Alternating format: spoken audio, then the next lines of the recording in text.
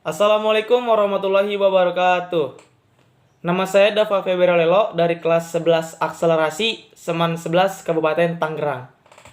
Di video kali ini saya akan menjelaskan teori tentang suhu, kalor, sampai termodinamika. Mari kita saksikan.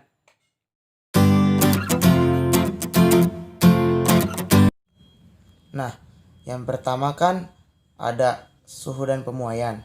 Suhu adalah besaran yang menyatakan derajat panas dingin suatu benda, dan alat yang digunakan untuk mengukur suhu adalah termometer. Berikut adalah jenis-jenis skala yang digunakan. Terdapat pada gambar ada Celsius, Fahrenheit, Kelvin, dan Reaumur. Dari keempat tersebut mereka memiliki hubungan. Hubungannya itu sebagai berikut.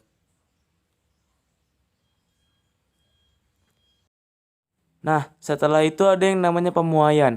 Pemuaian dibagi menjadi 3, yaitu ada pemuaian zat padat, zat cair, dan zat gas.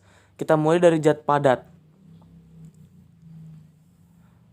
Pemuaian zat padat terbagi menjadi 3 juga, yaitu ada pemuaian luas, pemuaian panjang, dan pemuaian volume. Rumus dari pemuaian luas itu delta A sama dengan beta dikali AO dikali delta T.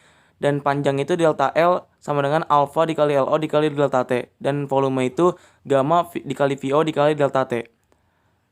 Alat yang digunakan untuk menyelidikinya disebut motion broke. Nah, selanjutnya kan ada pemuaian zat cair. Pada umumnya, zat cair dapat memuai jika dipanaskan dari suhu rendah ke tinggi dan akan menyusut jika didinginkan dari suhu tinggi ke rendah. Namun, hal ini tidak terjadi pada air. Air akan menyusut saat dipanaskan dari 0 derajat sampai 4 derajat dan akan memuai saat didinginkan dari 4 derajat sampai 0 derajat. Persamaannya yaitu Vt sama dengan Vo dikali 1 plus gamma delta T. Dan alat yang digunakan untuk menyelidikinya disebut labu didih. Selanjutnya ada pemuaian zat gas. Berikut persamaan keadaan gas, yaitu P1 dikali V1 per T1 sama dengan P2 dikali V2 per T2. Dan alat yang digunakan untuk menyelidikinya disebut dilatometer. Nah, kan selanjutnya yang B ada kalor dan perubahan wujud. Kalor adalah energi yang mengalir dari benda panas ke dingin karena adanya perubahan suhu. Nah, di situ juga ada pengaruh kalor terhadap suatu benda. Terdapat 2, yaitu yang A dapat mengubah suhu benda dan B dapat mengubah wujud benda. Kita akan mulai dari yang A, dapat mengubah suhu benda. Di sini ada kalor jenis dan kapasitas kalor. Kalor jenis adalah jumlah kalor yang diperlukan untuk menaikkan suhu 1 kg zat sebesar 1 Kelvin atau 1 derajat Celcius. Persamaannya yaitu Q sama dengan M dikali C dikali delta T atau C sama dengan Q per M dikali delta T. Q itu sama dengan kalor, M sama dengan massa, C sama dengan kalor jenis, delta T sama dengan perubahan suhu. Nah, yang kedua ada kapasitas kalor. Kapasitas kalor adalah jumlah kalor yang diperlukan untuk menaikkan suhu benda sebesar 1 Kelvin atau 1 derajat Celcius. Nah, persamaannya C besar sama dengan Q per delta T atau Q sama dengan C per delta T. Di sini yang membedakan antara kapasitas dengan kalor jenis yaitu yang C. Kalau di kalor jenis C-nya kecil, di kapasitas kalor C-nya besar. Kemudian yang B, dapat mengubah wujud benda. Di sini ada melebur. Melebur itu kan perubahan dari zat padat ke cair. Nah, di sini persamaannya itu Q sama dengan M dikali L. L itu adalah kalor lebur. Nah, yang kedua itu ada menguap. Menguap itu kan proses atau perubahan dari zat cair ke gas.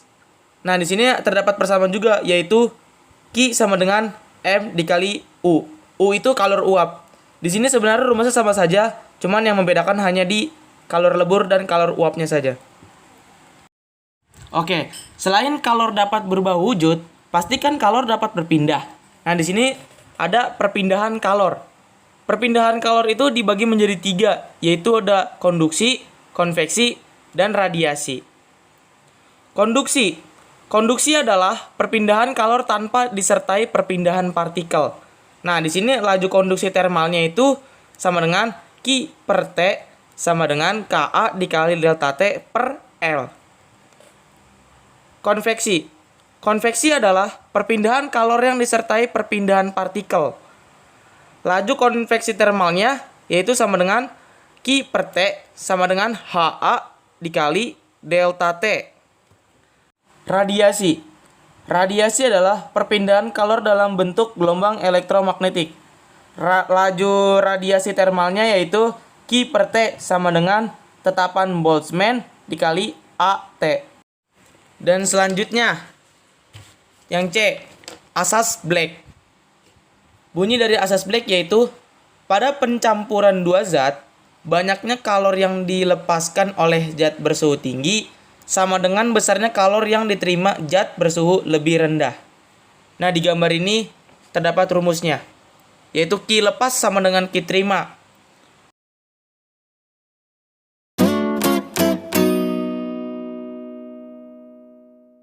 Nah, selanjutnya yaitu tentang materi teori kinetik gas. Di sini yang pertama ada gas ideal. Ciri-ciri gas ideal adalah tekanan rendah, suhu tinggi, dan memenuhi hukum Boyle sampai Gay-Lussac. Nah, di sini juga ada model gas idealnya. Nah, di sini yang pertama terdiri atas partikel, atom atau molekul yang jumlahnya besar. Yang kedua itu partikel-partikel tersebut tersebar merata dalam seluruh ruang. Yang ketiga, partikel-partikel tersebut bergerak acak ke segala arah. Yang keempat, jarak antar partikel jauh lebih besar dari ukuran partikel. Yang kelima, tidak ada gaya interaksi antar partikel kecuali bila bertumbukan. Yang keenam, hukum Newton tentang gerak berlaku. Yang ketujuh, semua tumbukan bersifat lenting sempurna dan terjadi dalam waktu singkat. Dan terdapat rumus penting teori kinetik gas. Yang pertama, gas ideal. Rumusnya PV sama dengan nRT sama dengan NKBT. Yang kedua ada tekanan. Tekanan rumusnya P sama dengan 1/3 NmV kuadrat per V. Yang ketiga ada energi kinetik. Rumusnya EK sama dengan 3/2 KT. Yang keempat ada kelajuan RMS. V sama dengan akar 3 KT per M. P sama dengan tekanan, V sama dengan volume, R sama dengan tetapan gas, K sama dengan konstanta Boltzmann, Mr sama dengan massa atom relatif, N sama dengan mol, M sama dengan massa, N sama dengan banyak partikel, N di sini N besar, NO sama dengan bilangan Avogadro.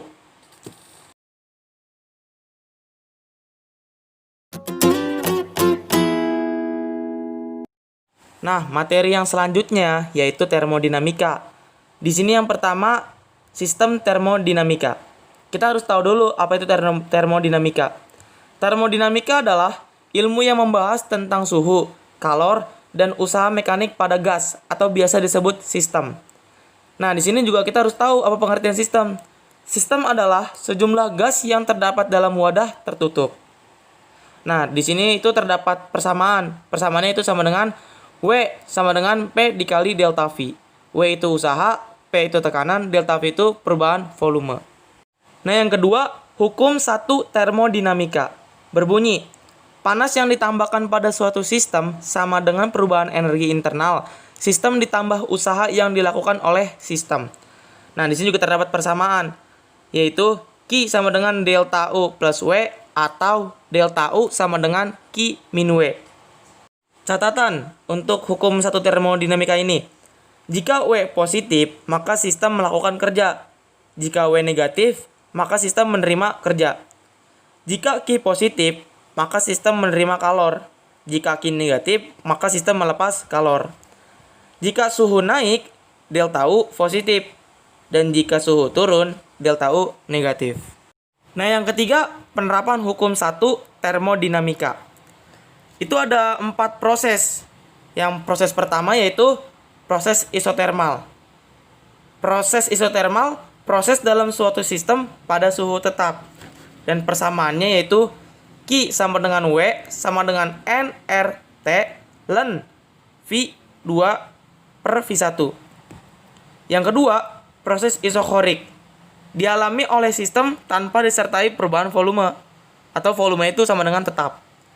Nah, di sini delta V sama dengan 0, maka W sama dengan 0 sampai Q sama dengan W sampai delta U sama dengan 3/2 NR delta T.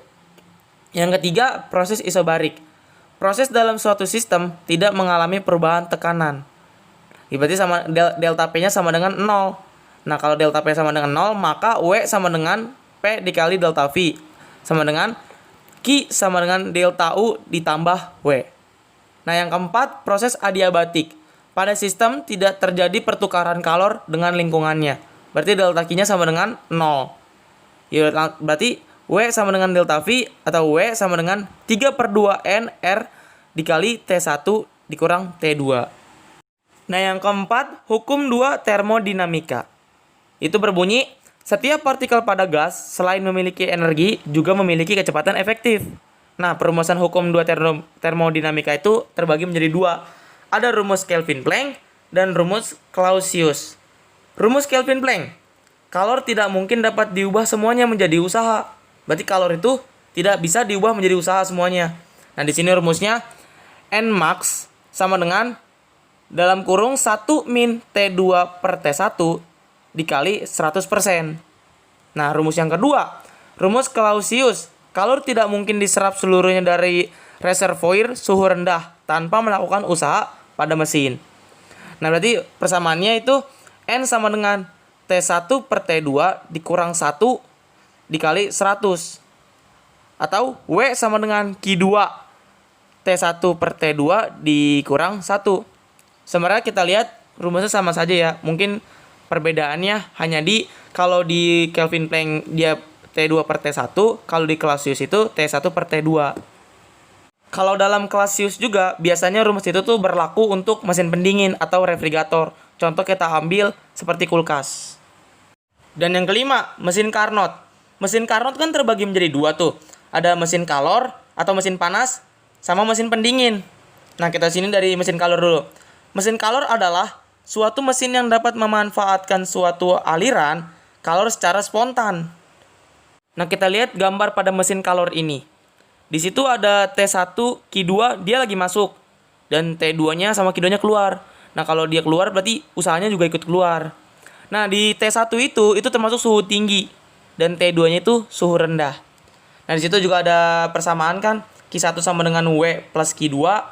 Atau N sama dengan W per Q1 sama dengan Q1 sama dengan dikurang Q2 maksud saya per Q1. Terus sama dengan T1 min T2 per T1. Dan selanjutnya yaitu mesin pendingin. Mesin pendingin adalah mesin yang berfungsi untuk memindahkan panas dari lingkungan bersuhu rendah ke suhu tinggi. Nah, berarti kita lihat pada gambar tuh. Di situ kan T2-nya yang masuk dan T1-nya yang keluar. Berbeda dengan mesin panas yang tadi.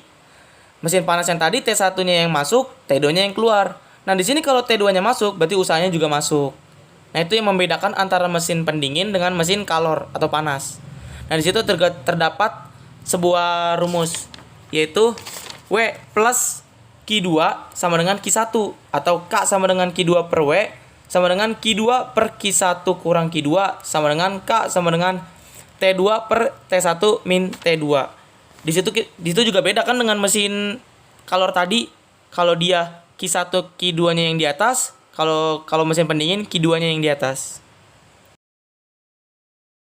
Segitu saja video dari saya. Kurang lebihnya mohon maaf. Wassalamualaikum warahmatullahi wabarakatuh.